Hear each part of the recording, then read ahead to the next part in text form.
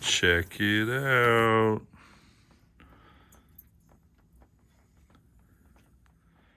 Hey guys, back again. Boy, it was just a few days ago and I posted a video talking about how it's still going to be a while before I'm ready to take this car for a drive, and there's a lot of bad weather left in the year. But boy, things sure did change in a hurry. I've really been taking advantage of the last few days. If you can see, the car's pointed in towards the garage instead of pointing out towards the door.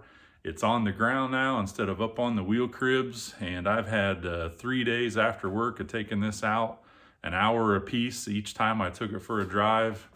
70s and sunny and perfect T-top weather. So I know it won't last. It's going to get cold again. Rain and high winds are on the way for this weekend. So I'm going to miss the first cars and coffee that was going to be offered.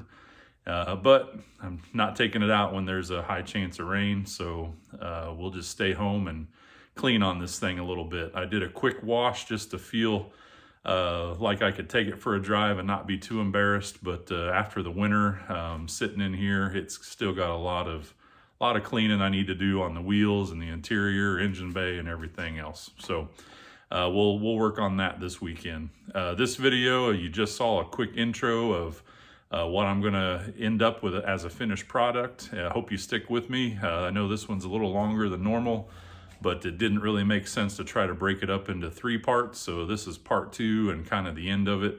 I'm really happy with how everything came out. And if you're into kind of unique projects, things you don't see all the time in these Foxbodies, and maybe want a little idea on some storage, then check this one out and let me know what you think. Thanks, everyone. So first off, I'm going to wipe everything down with a tack cloth to get all the sawdust off from cutting this out. Then I'm going to use this Rust-Oleum Ultra Cover for wood, and I got the cheapest 2-inch brush I could find, and we'll get a coat on each side, and if I have any paint left over, I'll put a second coat. And this is just a half pint. I didn't buy a pint because I'd have way too much left over. So this should be pretty easy. Be right back. And we just got 2 coats on the bottom side and have plenty of paint left for the top side. Okay, I got this painted both sides. That notch allows it to come up a lot further. Got easy access to all the screws for the hinge. Got those tightened down, and just waiting for the longer struts to show up, and we'll have this part of the project just about wrapped up. But not everything will be finished quite yet. I got a few more things to work through. So as you can see here, I decided to take some of the sound deadening pad that I have left over, and I've basically meshed this plywood piece here and attached it so that it doesn't move around. I did it on the sides and all along the back here. So what I was noticing was this, once I had the struts mounted and was trying to move it up and down, this would kind of slide around a little bit and it wouldn't always stay in the same spot. So by using some of the butyl sound deadener sheets, this now is all locked down and it's not going to move around anymore. So the movement of the cover here will stay consistent all the time. I thought that was an easier way to do it than to try to screw it down or anything like that. I wanted to make it where it was pretty easy to take it out if I ever had to. But that's strong enough that it's not going to move.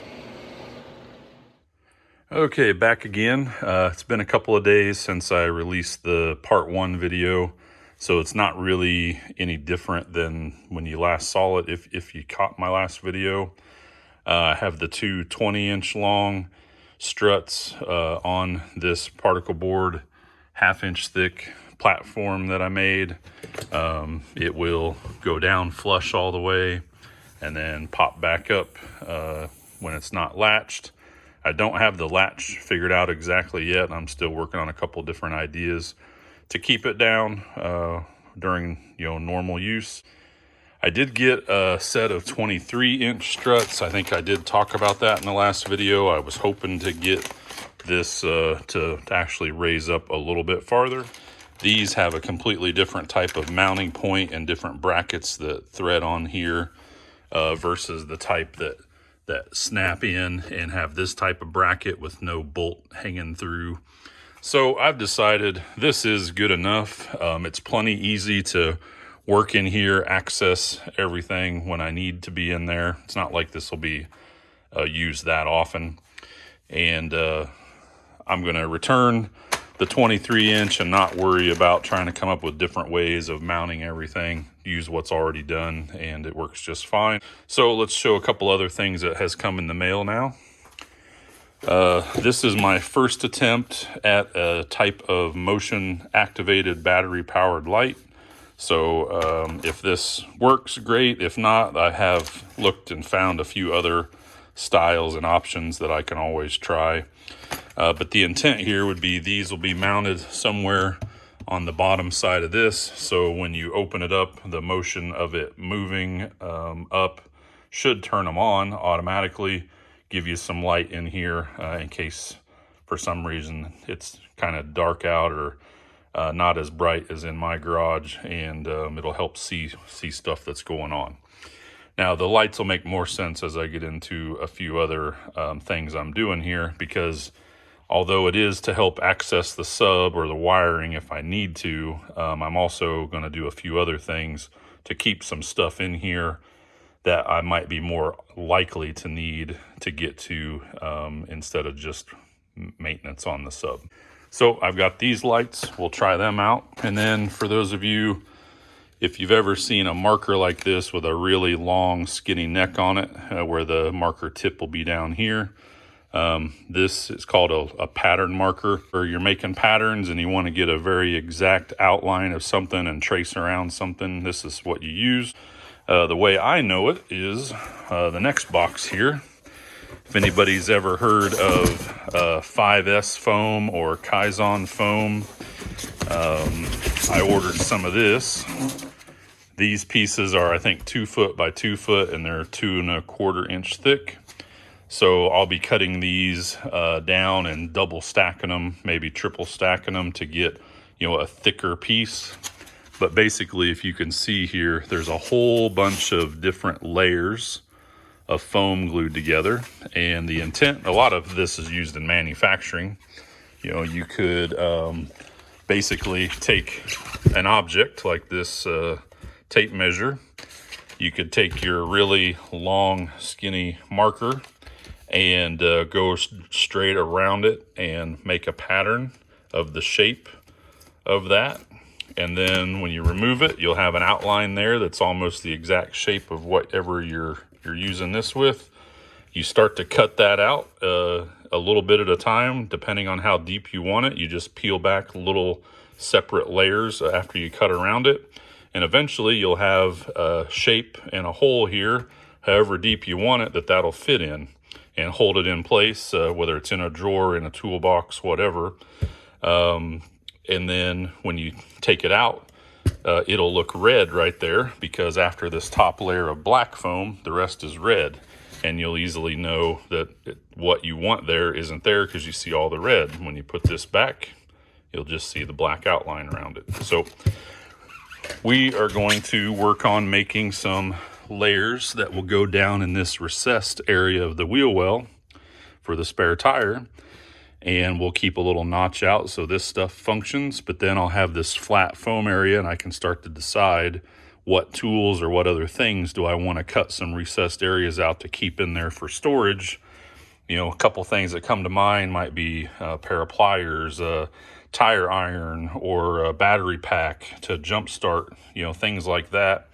And I just have a nice clean way of holding it all. It won't be moving around. It won't be visible up on top when this is closed. So that's the intent of the next part of this project. Some lights and some storage area with the Kaizen foam that will go down on each side of the sub.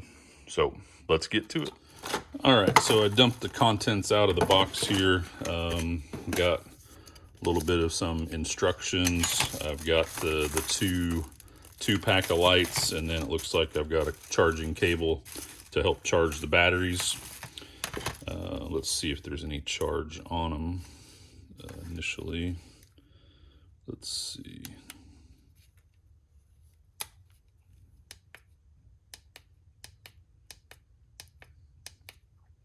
Okay, it looks like there's several different settings, and it looks like there's an on and an off button, and then that's probably the motion sensor right there.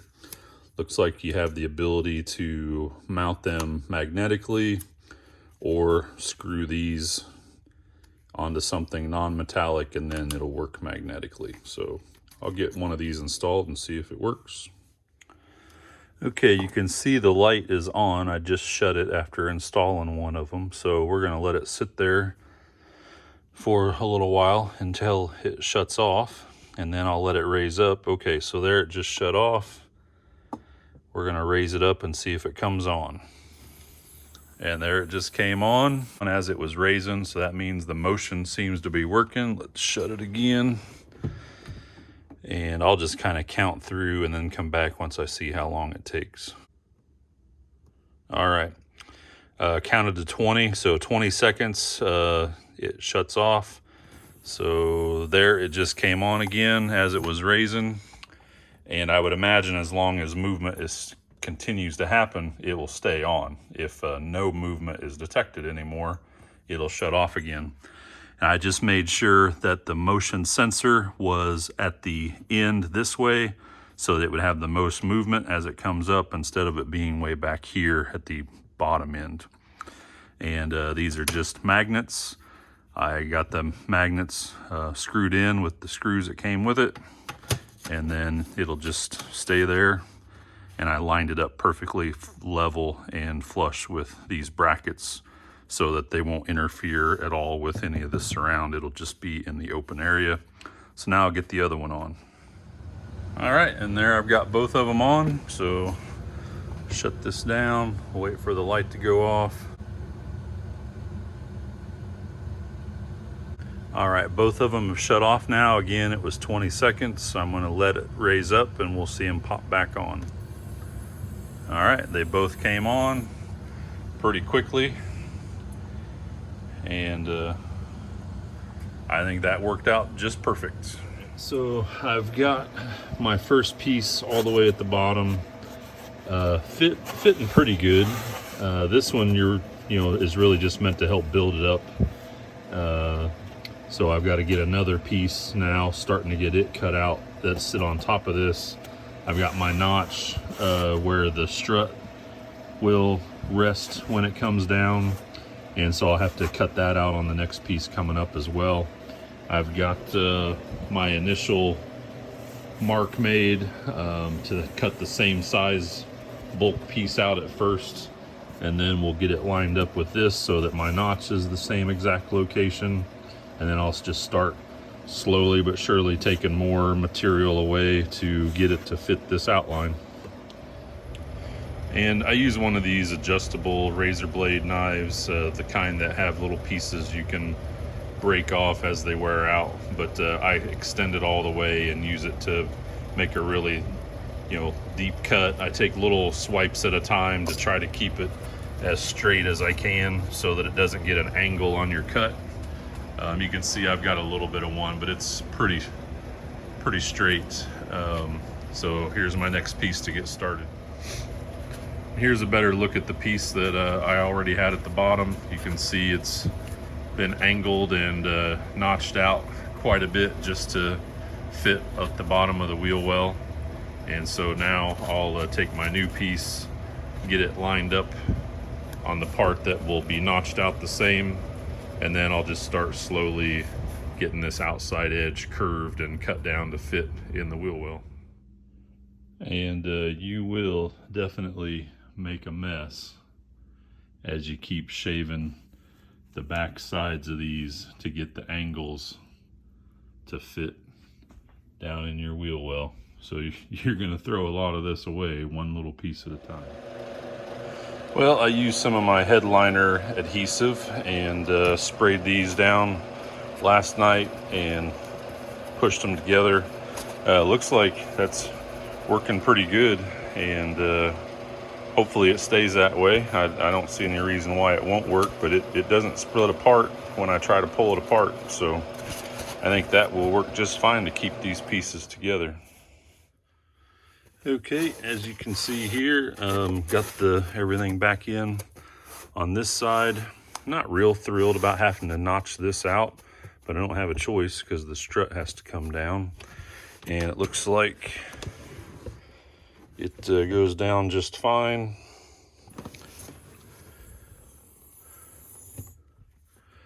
I've still got to figure out exactly how I'm going to keep this secured in place so it doesn't move around. But I think once I get the other side done, I'll add some foam in between in the front and back to help keep them in place. Well, it's taken me a couple hours, but I've got 2 layers going all the way around. It's 4 pieces really. The layers are glued together, but I've got 1 piece on the left and right side, 1 piece in the back, and then 1 thin piece in the front to help keep the sub to not move around at all. This way, there's nothing really I can do that way because I need the space here for the struts. But I'm going to try to find a way to get the edges black just like the top so you don't see the red. I don't know if I'll try maybe some spray paint. I'm not really sure yet. I'd like to cover that up though so you don't see the red, except for the spots that I'm going to cut out to put a few things for storage. So yeah, that's what I got so far. Well, I've been fiddling around with different ideas of how to keep this latched down. And maybe I'm just overthinking it. In my case, I don't know why I don't just use my T-top strap. Whether the T-tops are in there or they're not in there, the strap could always just be buckled. And that keeps everything down to the floor. I'm not really gonna get in there unless, I really need to, either if there's an issue with the sub or if I need to get stuff out of there for having an issue with the car. Either way, I just have to unloosen this and it's gonna come up on its own.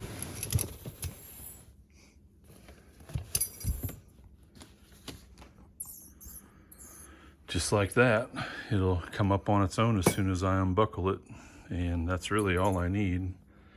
I really wanted to use this little metal bracket right here, but when you have this all the way down, I could have come up with a design to have a little bracket that's screwed to the top of this board, and it would fit down there and clamp around that little thin piece of metal. But the problem is, as soon as I unlatch it and I want to raise this up, this gets so close to the plastic panel, the bracket I make to hold it in down there won't fit past to come up with the lid. So that's just not going to work, and I don't really want to. I mean, another thing I could do is just screw something to the top of the wood box here that will rotate over top of this or rotate out of the way. But 1, I don't want to screw anything into the box, and 2, it'll probably try to lift the box up with it a little bit. So for now, I think the T-top strap works just fine, and if I think of a genius idea of how to keep this down with some type of lock feature, then I will. And if you guys have any ideas or have seen something that might work to keep this latch down, let me know. Now I just got to figure out exactly what I want to put in these areas here, and then I'll be done. All right, it's another day later, and things I've got for storage in the back of the car. I'm going to try to put a light that you put around your head if you need to work on something in the dark. And I've got a low profile socket to get the wheels off.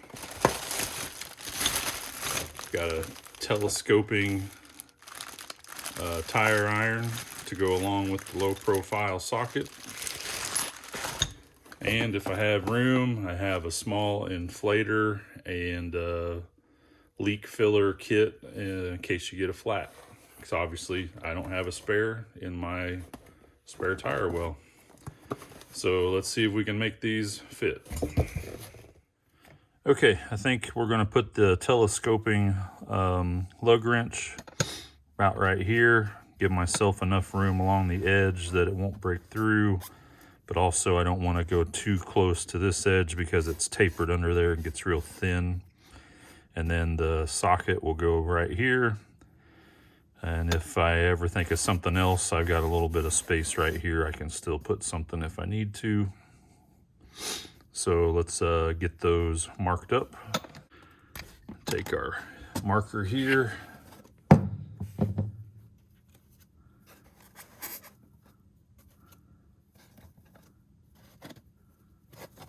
Get it exactly where I want it, and then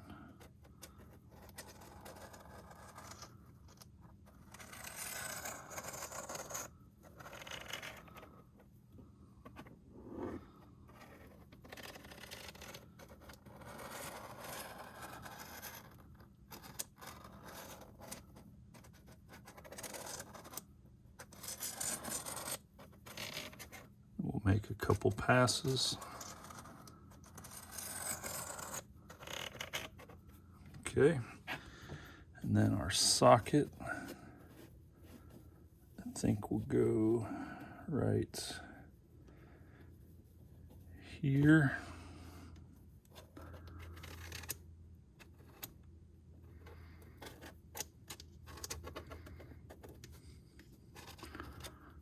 Make sure it doesn't move on you.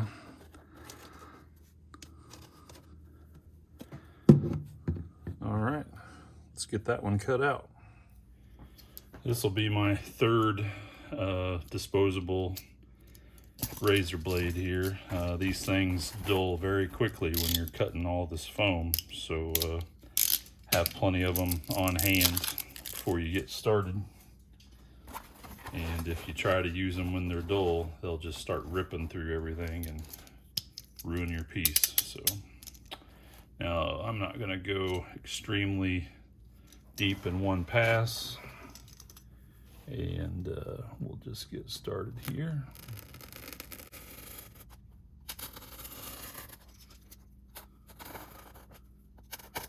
And I'm cutting on the inside of my line to make it a smaller hole then, so it's not so loose when you go to put the part in there that you're making this for. Okay.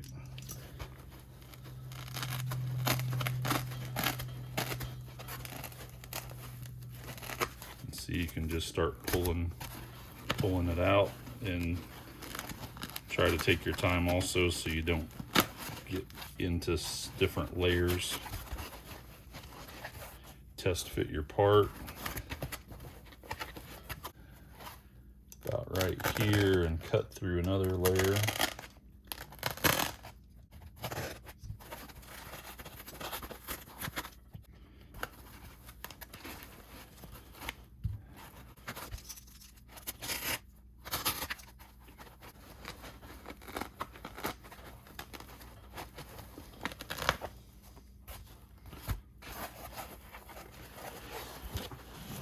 Just like that. It peaks up just a little bit from the surface, and that's okay too, because I don't have this going all the way up to the top of the floorboard. It sits recessed a little bit still.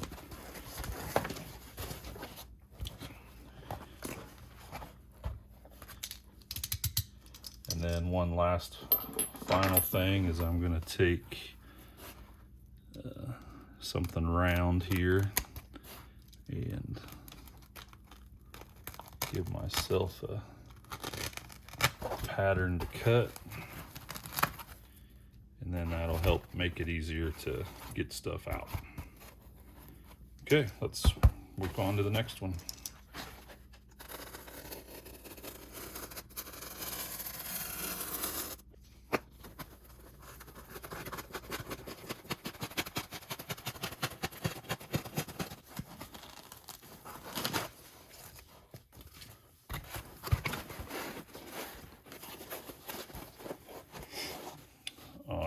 And let's add another finger grip here.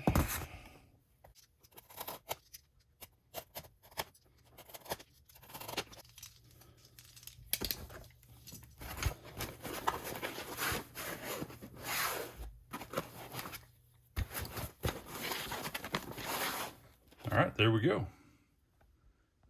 And here's the passenger side.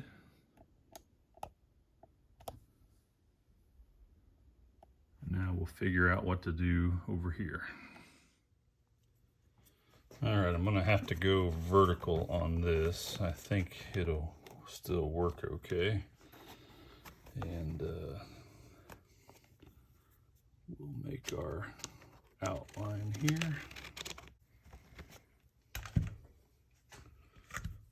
This is gonna have to go down a long ways.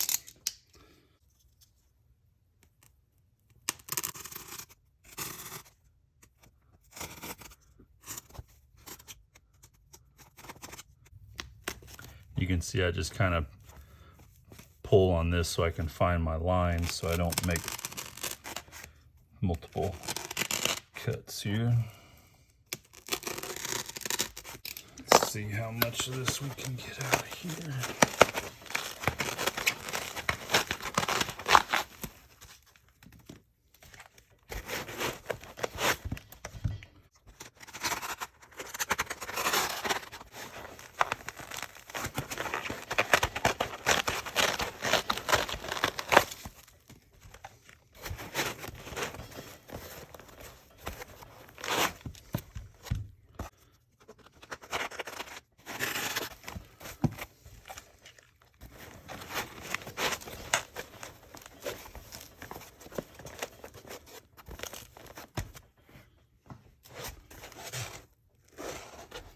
I'm going to stop there for now and see if it'll clear everything with the lid closed before I go any deeper.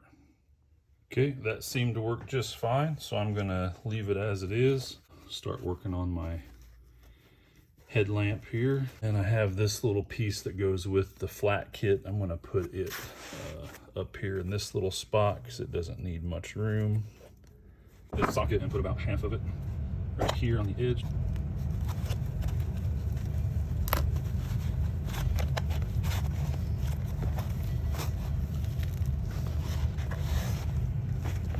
Help pull it out of there. Now let's do the same thing with this.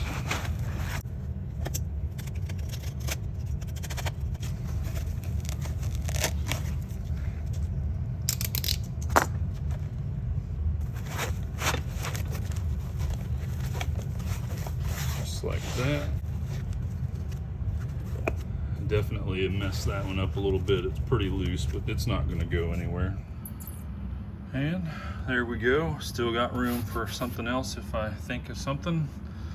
And it shuts down all the way.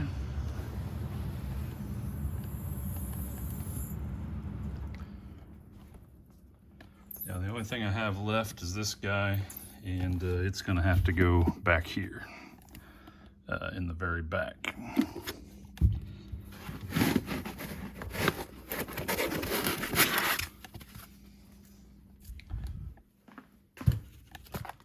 Well, we got problems. It worked just fine, my idea, but the bottle stands up too tall and it won't let the lid come down all the way. So, I'm gonna have to scratch that idea. I put the plug back in where I cut it out, and the bottle's just underneath that, laying on its side. So I wrapped it in a rag to protect it from any rubbing, and it's just underneath that because in the back, I just have one layer and not two layers glued together, so there's plenty of room underneath it. So I've got everything I need for a flat tire and everything I need to change a tire. And if you guys have seen my videos in the past, you know all about my Foxbody kit I made with all kinds of other goodies in it that stays in the car. And yeah, I think we will call this project complete. Well, I take that back. I still have to figure out how to keep this down and not use my T-top straps to do that. So I've got another idea I thought of last night, and I will work on that next. Hope you all enjoyed this. I know it's a little different, still something I've wanted to do for a while, and thought I'd bring you along for the ride. Thanks, guys. Talk to you soon.